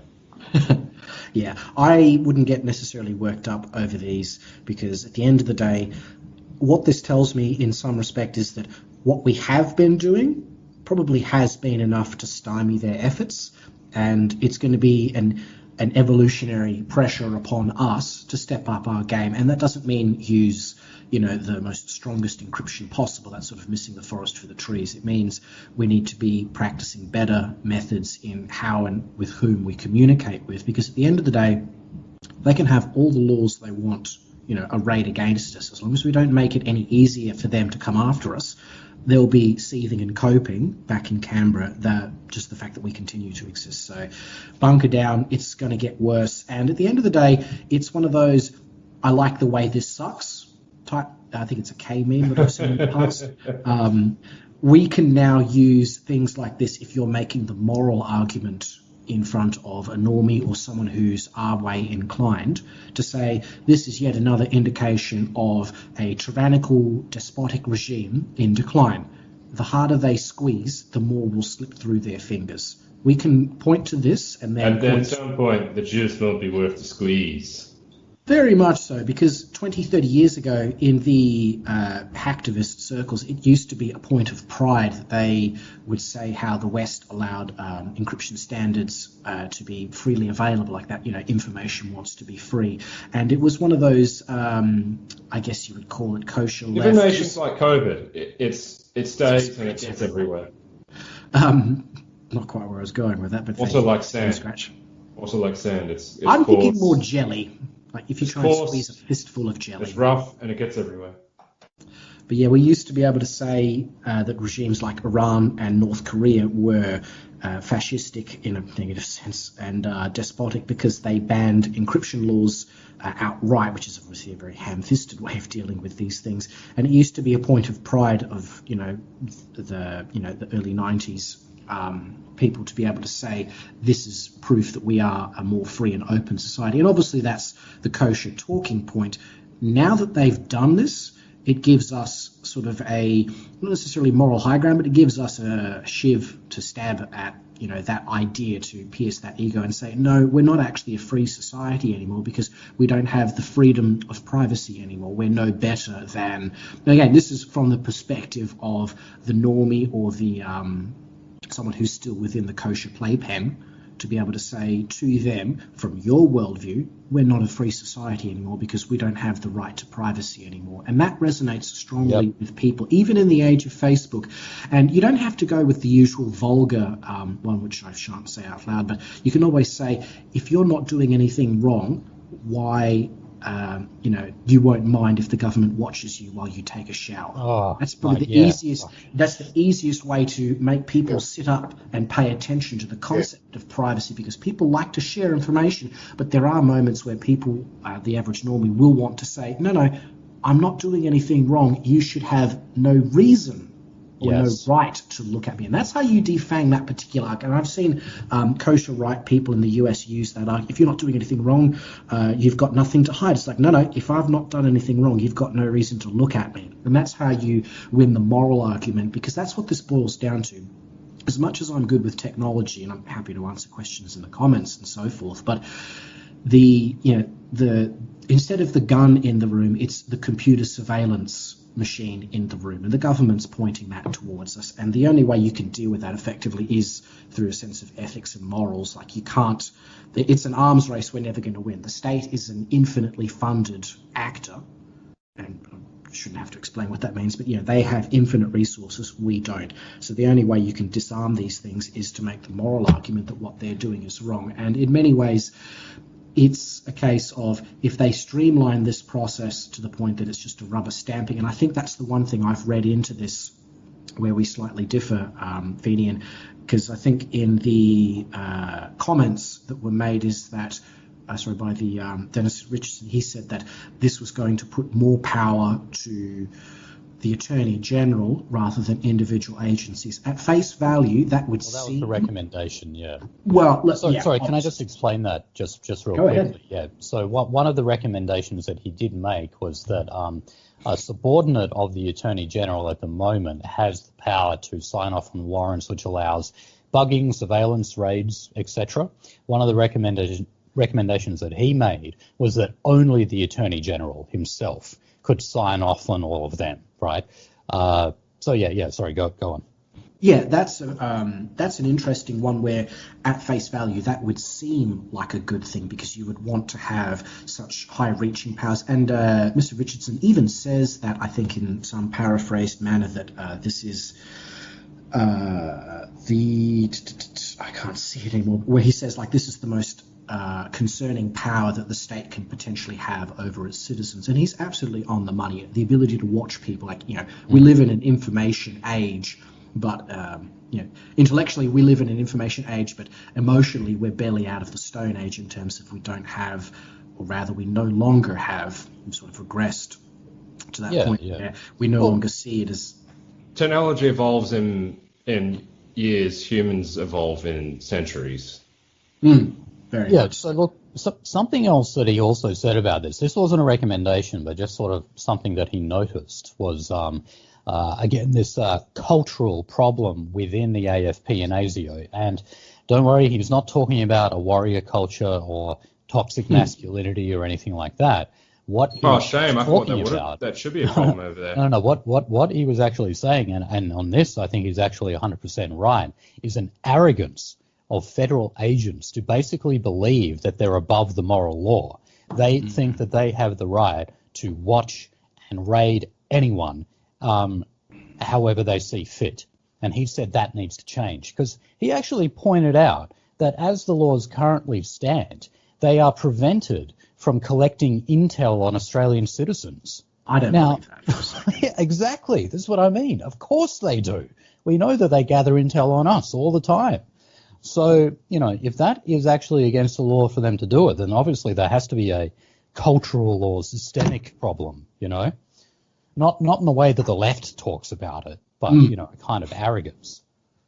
Yeah, that's quite telling. That, to me, this looks like they're trying to consolidate the rules to make it easier for them to operate, because up until about now, they've just had, they've either not had to seriously look at these things, and I think it's, you can take it as a pat on the back from the enemy that we're here communicating amongst ourselves and the system is having to evolve and react to us. So obviously, I'm not calling for anyone to do anything stupid. If anything, bunker down, shit's only going to get worse. But as I said before, I like the way this sucks, because when your enemy starts reacting to you, it means you're doing something right. And as to be absolutely clear, stay at home, as in Don't go outside. Don't go outside and do street protests. That's the easiest way to light yourself up to be a target. But spreading ideas, encouraging people to improve themselves, it's a lot harder for them to paint us with negative brushstrokes when we are, at our core, a survivalist self-improvement movement of sorts. And I'll just say, like, if you remember that old video of "Don't Talk to the Police" presentation, absolutely, about that law skill, for heaven's sake, like, there's always one. Always rewatch that every now and then. It's like watching dash cam footage. You always rewatch that to let yourself know to be a better driver and not to lose focus on the road. Yeah, there's a quote that the fella says in his speech where he goes, the government has a million ways to get you, and you've only got one way of stopping it. So, which is, not talking. There's a really good YouTube clip that's probably a decade and a bit old. I think I've shown it to you guys and vice versa. It's where there's this American criminal defense lawyer is talking about the nature of what I believe is their Fifth Amendment. Forgive me for not knowing SEPO laws inside out, but it's the one where it's like the right against searches. Search and seizures, that's fourth. It's the fourth one. What was the fifth one then? I think it was like the right to due process and the right to silence is what he's going at with the Yeah. And that it's don't talk to the police. That's the video. Yeah, it's really okay. Cool. So we're on the same page then. And what it boils down to, for those of you who haven't seen it, if possible, I might link to that in the show notes that go up on theracer.biz. Is that this man says in a number of ways that the law has become unmanageably complex and the average person commits several different infractions. And the only way to safeguard yourself is to say nothing. And without making any hints towards any other untoward behaviour, I would say that us in the dissident right should have It's because we're doing the right thing that we shouldn't say anything. Yeah, no, I know. It's 100% agree on that. We're operating legally, so we shouldn't have said anything. Yep. But more than that, I believe that a code of omerta, that's sort of the philosophy that the Italian mafia used, where under no circumstances to talk to the we're just like, we're operating legally, and now here's this criminal organization. Here's this criminal analogy. I know it's a bit of a curly one, but I just like the philosophy of under no circumstances, even when you've been wronged, under no circumstances talk to the cops. Don't talk to regular police, don't talk to the federal police, don't talk to ASIO agents, don't talk to any of these groups whatsoever. And if you do have to talk, make sure you've got a mouthpiece, which I mean, make sure you have a lawyer there. And even then, the less you say, the better it is. And at the end of the day, how that applies across is, without saying, don't have fun shitposting online, do stop and think, how would the enemy dox you? And I encourage everyone to sort of take that as an intellectual exercise, obviously without making copious notes, but go through the motions of how would you dox yourself, and use all the insider information of your own identities, because obviously identity is prismatic, as Christopher Poole, aka Moot from 4chan fame, said. You expose different parts of your identity or yourself to different groups, and the fine art for us is to learn how to keep those worlds separate where appropriate. And that's what it comes down to, is that these laws are simply going to allow the system to scoop up anyone who hasn't done the groundwork of making it as hard as possible, based upon being scrupulous with what you do post about yourself, not easily making it possible for you to be picked up for Section 18C or other types of infractions like that. Yeah. One other point. Sorry. Bradley. Thanks very much, Kyber, for sharing your vast knowledge and insights on that. I really appreciate your contribution there, and some very good advice. No, thank you very much. Appreciate the feedback. Bradley, do you mind me asking, and you absolutely do not have to answer this, but do you know if the APP has been subject to such surveillance as this? I would presume that we are being watched, put it that way. I don't know on what level, but I'm sure. That is always a reasonable assumption. Very sure. I mean, we have social media accounts. We have a YouTube account. We have, I'm sure they look at it on probably a pretty regular basis. Yeah, definitely. I think you can be sure of that. It's that 30% of AVIO's resources being spent well. Record anyway, so I'm sure they keep an eye on us. Yeah, definitely. And by the way, look, even though I said that, like, I saw this kind of as a positive, I'm only talking about the recommendations in the inquiry. There's a very good chance that what they'll end up doing is actually, consolidating this legislation into one, like, big bill, but then actually just maintaining the level of power they have, or maybe even increasing the level of power they have, and, allowing even more junior delegates to sign off on warrants, usually when an inquiry like this is made, the best recommendations are never followed. So, yeah. Yeah, you could always assume that the worst ones are going to be put into practice. Yes, absolutely. All right, so, guys, does it feel good to be out of recession? Oof. What you talking about? Yeah, so, well, look, apparently in the last quarter, GDP, the eternal sun god that we must sacrifice all to, grew by 3.3%. So that technically means, much to Josh Frydenberg's delight, that we are out of recession. So, again, this should show that our done. What's that? But the damage has been done. The unemployment rate, right, and not the underemployment rate, but the unemployment rate is still over 900,000, almost a million. Now, let's remember, 1 hour a fortnight, that's all you got to do in paid work. And also, if you do something like 5 hours of volunteer work a fortnight, you're also classified as employed. Does that include shit posting? 5 hours of voluntary shit posting? Well, don't tell the ABS that, okay? Because they'll catch on to that very quickly. But, yeah, I mean, look, this again just shows that the way that we define recession is total bullshit, It needs to be done in relative terms. I mean, the Australian population has still increased, We did lose like 300,000 people on temporary visas when they had to kind of be repatriated due to COVID. But our population still went up, and considering the whites have a negative birth rate, that means all the coloured people are the ones who are reproducing here, okay? And it would have been that, and maybe like, the more foreign students they have in the Northern Territory and South Australia, that has had this measly increase in GDP growth, and then, we're out of recession. Magic. Go ahead, Bradley. Yeah, just on the national birth rate, I remember seeing some census stats fairly recently. They were saying that our national birth rate is now up to 1.7 children per woman, which is below the replacement rate of 2.1. But the women who are having the most babies are from, I think it's Lebanon, Pakistan, and I can't remember the other one, but yeah. So I'm kind of guessing that the white birth rate is probably more like 1.5 or something. It depends where you look, because Queensland, WA, and the Northern Territory would have pretty. I think Queensland is over replacement. Tasmania is at replacement. WA goes back and forth every now and then, and Northern Territory is a bit over replacement. Right. Yeah, I think man, you can just see right there, basically, the bigger the rural population, the higher the white birth rate. Oh, yeah. And even this type of thing where, like, looking into this a little bit, you go into England, there are, like, very, like, there are, like, areas where the birth rate is, like, free, but it's all in the country. Yeah.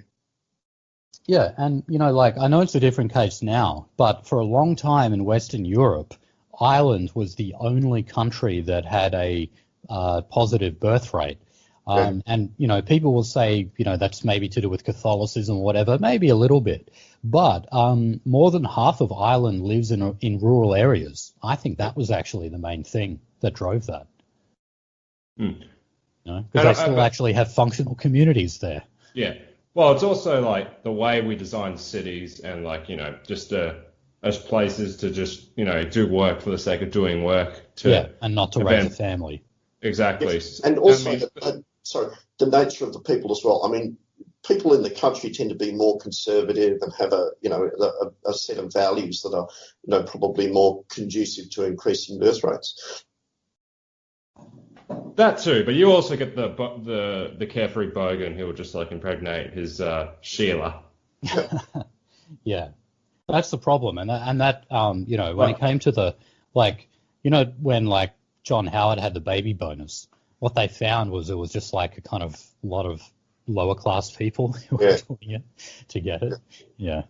Yeah, whereas, what we really need in order to improve our gene pool, because I was talking, previously about, our degenerating gene pool, but what we really need is, more intelligent people, people with the better quality genes. They're the ones that need to be having more babies, and especially the more intelligent women. But of course, nowadays with the impact of, feminism, with so much emphasis on economic growth and getting a career and all that sort of thing, a lot of the more intelligent women are, delaying having their first baby until they're 35 or something, which is, when the baby's born with autism. Yeah. Or Down syndrome. Yeah, well, because we're having babies later now, But don't worry, that means there'll be future alt-righters. Yeah, that means we'll have so many nice little spurgs to shitpost on Twitter. Yeah. So it's a bright future. Yeah. But look, also other signs of, that we're not really out of recession, interest rates at 0.1%. Inflation has actually gone up a bit. I don't know if you guys have noticed, like groceries have gone up a little. Yeah. So is alcohol and stuff, and that's probably to do with quantitative easing. This is not Weimar Germany by any means, but we do have a bit of inflation. And it looks like the interest rates are going to stay that low for a while. They said for about 3 years. Yeah. And by also the RBA is saying that unemployment, that is, with that shit standard that I mentioned before, is still going to be around 6% by the end of 2022. So, yeah, these are not good numbers, And, of course, there's a lot of good things that the government could be doing to address these issues, but no, it's things like handing out more foreign work visas and getting more foreign students that are all part of the snapback, all the worst stuff, all the neoliberal I think even there was like a little case of, how we have our job seekers. One of the billionaires or something has found a way to get it for himself. Can't remember which one. Yeah, I know. And there was a lot, like the most vulnerable businesses, they went down before JobKeeper or other, forms of COVID support were actually available. So again, like we were talking before about how people having to buy more stuff online and everything, which just helps Amazon and the big retailers and that. Again, we're seeing the destruction of small business, and we're just seeing these oligopolies and monopolies just become increasingly bloated. All right. So, have we all seen that Four Corners documentary that followed Alan Tudge and Christian Porter? Sorry. Yeah. I had is this about the not much of it, but I did have a little bit of a look at it. Is this about there's the rumor that ABC hired private detectives for this? Yes. Yeah, that's right. So they have, the Morrison government actually wrote an open letter to the ABC about this.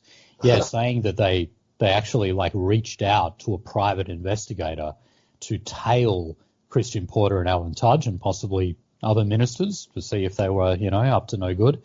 So the ABC has publicly denied this, but Peter Dutton's office said that they were tipped off about it, and then they went and told Christian Porter about it.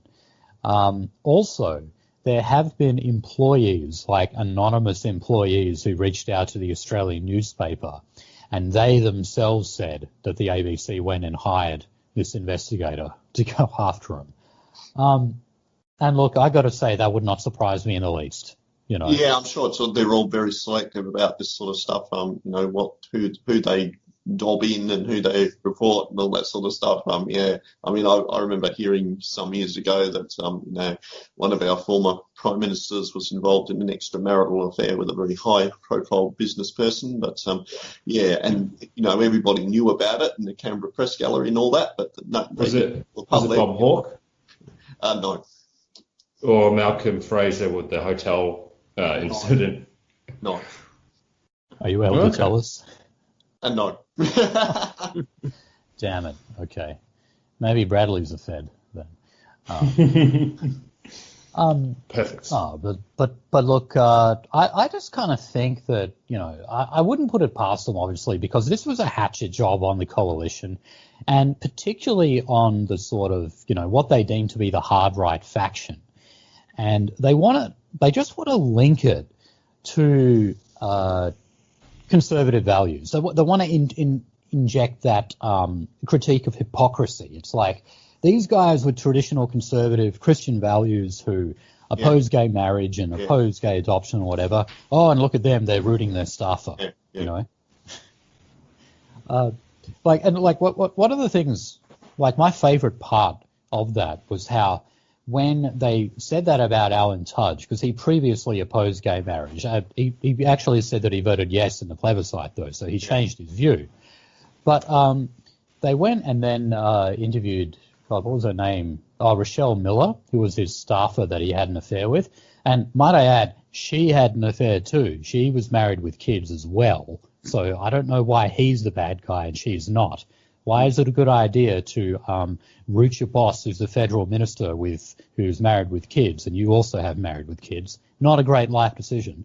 But anyway, they juxtaposed that with her saying, well, he's a real conservative man with traditional family values, but I'm a moderate liberal. So it's like, oh, okay. So it's okay for a moderate liberal to have an affair, but it's not okay for a conservative liberal because he's a hypocrite. Which makes me think, what? So moderate liberals are okay with adultery? Is that what you're implying there?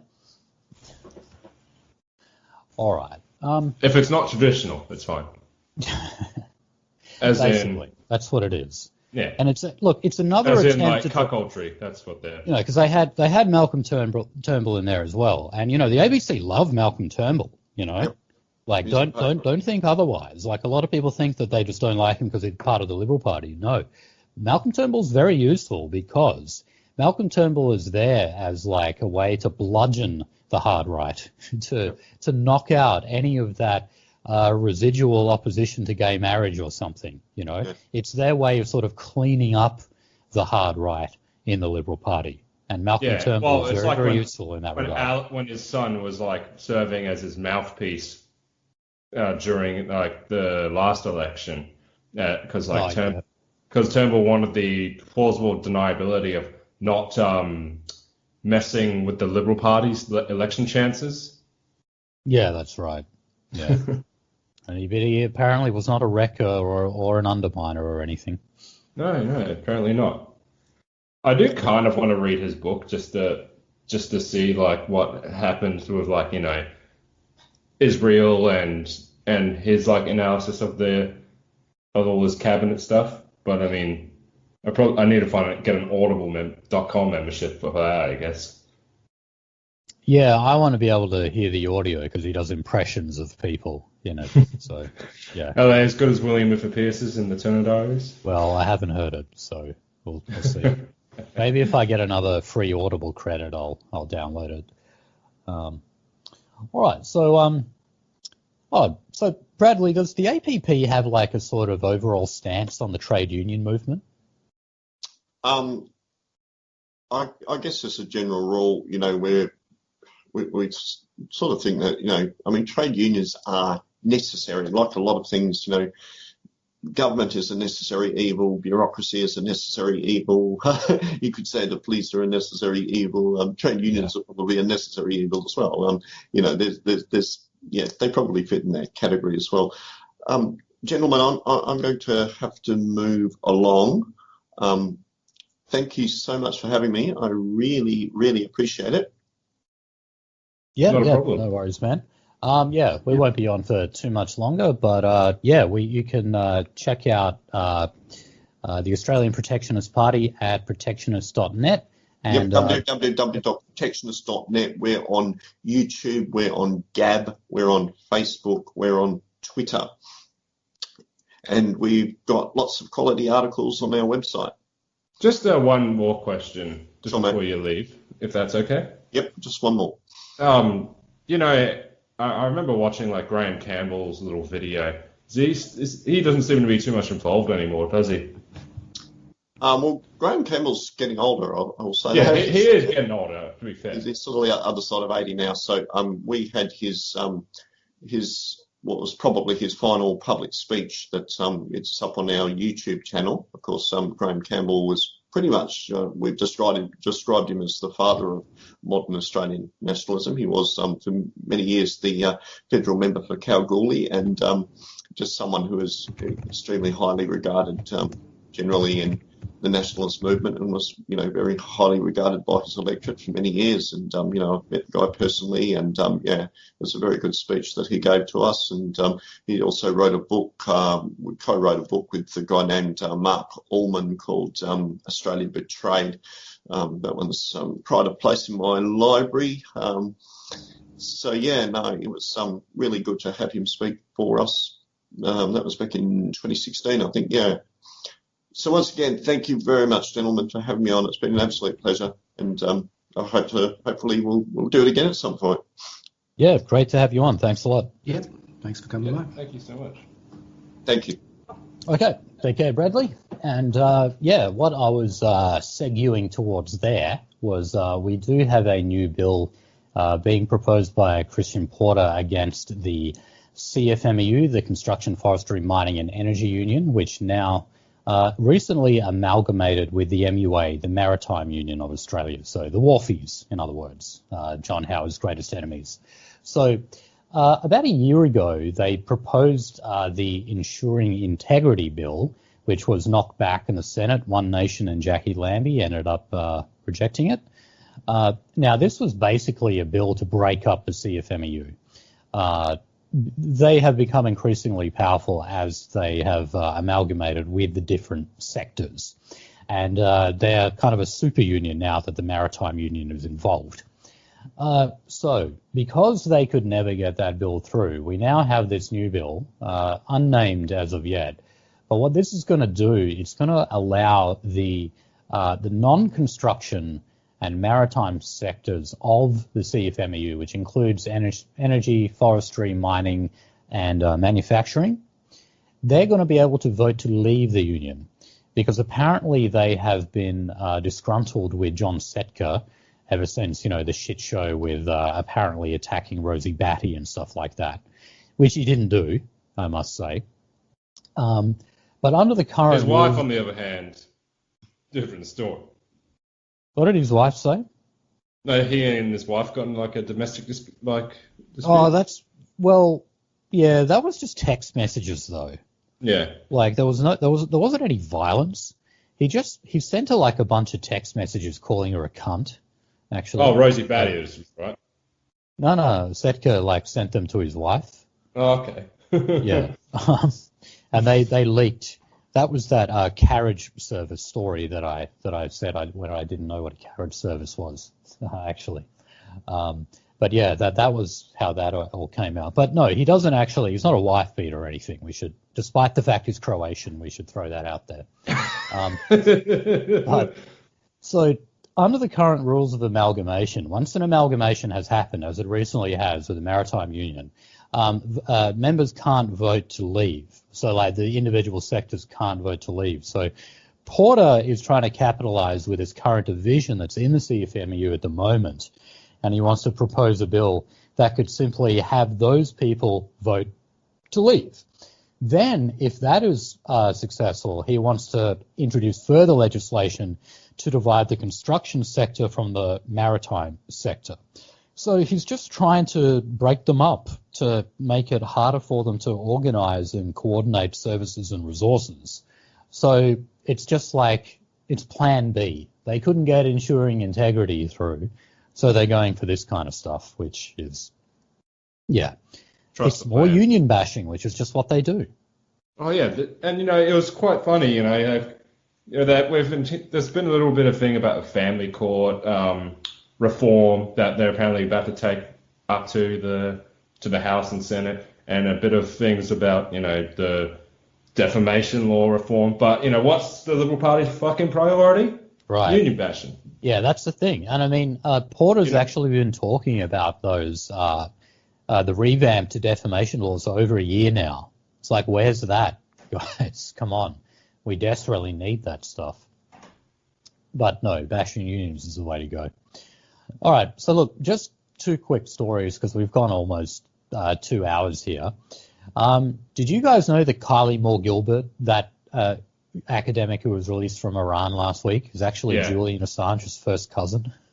Yeah. No, that's Nice. new to me. That makes a lot of sense. So they're going after the family. Well, they kept it secret. Like, they've revealed it now because she's free. But he was actually petitioning for her release, right? So I wonder what role, how extensive that role was that he played in it. But yeah, they kept it secret because they thought that may compromise the negotiations. And yeah, now she's out, now we know. So, very interesting. I wonder if, because I know that, a lot of the time the Conservatives, they attack WikiLeaks because, very often what they leak is kind of damaging to Western powers, but it's not damaging to, America's enemies, like Iran, for example. So maybe it's because Iran's awesome. Maybe. Or maybe Assange said, well, I won't leak this these damaging documents against you if you let my cousin out. Yeah. Could there be that? Maybe. Okay. So look, last thing I've got is we know that the UK government has already approved this COVID vaccine, and they could be rolling it out as early as next week. Would you guys take it? At least not for a fucking year. I'm going to wait for a little bit before I take it. You're going to see how your Anglo brethren go and if they drop dead or not? Yeah. No, I'll be front of the line. I need to boost my autism levels. I'm running a bit low at the moment. But would you really? How many nano machines? Good heavens, no. You wouldn't? Okay. Nah. Is that nano machines? You use the same philosophy when, it comes to the latest release of, a software package for a computer. You always let the early idiots, go beta test it, until they work out all the bugs out of it. Early access. Yeah, early access, people get their hands burnt the hardest. So, you sit and then back. you buy it in a Steam summer sale later on. Yes, took the words out of my mouth. Yeah. Okay. Yeah, that's what I'm going to do with Cyberpunk, at least. Yeah, look, I think my position is the same as Scratch's. I would basically just wait to see if it affects people. I'm absolutely not an anti-vaxxer or anything like that, and I don't think Bill Gates is trying to put a microchip in my head.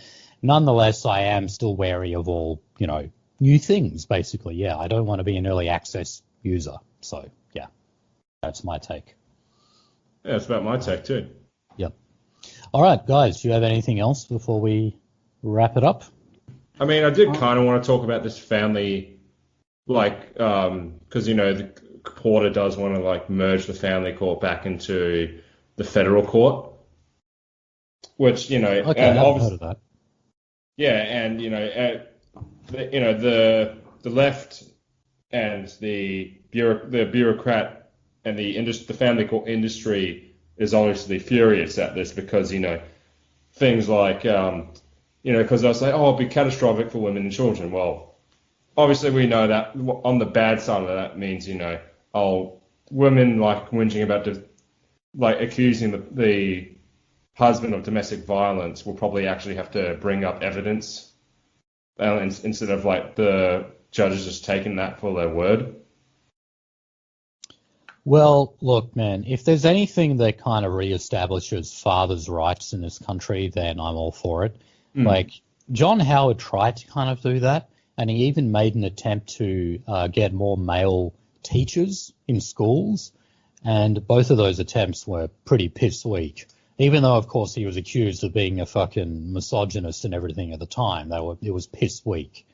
And, I can't say I trust Despite the fact that Christian Porter is some misogynistic, hard-drinking Chad, I still kind of doubt his abilities in that regard.